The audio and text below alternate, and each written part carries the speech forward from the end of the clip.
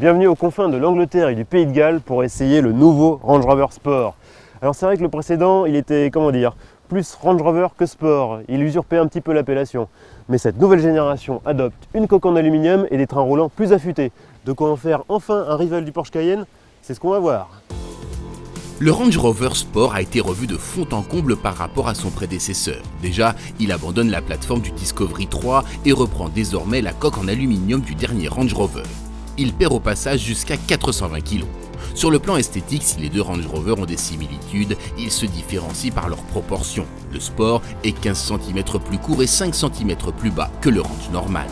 Il réalise la synthèse entre le caractère statutaire du vrai Range Rover et le dynamisme de l'Evoque. Si le profil rappelle clairement le modèle de précédente génération, les deux extrémités sont largement inédites avec une face avant empreinte de sportivité. De premier abord, la planche de bord semble strictement identique à celle du Range Rover normal. On retrouve la même instrumentation sur écran à cristaux liquides, le système d'infodivertissement tactile et les généreux habillages de cuir. Mais le Range Rover Sport se dote de sièges sport et d'un levier sélecteur classique pour la boîte automatique. Enfin, l'empattement allongé par rapport à la précédente génération augmente l'habitabilité aux places arrière. Côté technique, ce Range Rover Sport revendique donc un poids en baisse mais également une puissance en hausse. De quoi en faire un SUV sportif?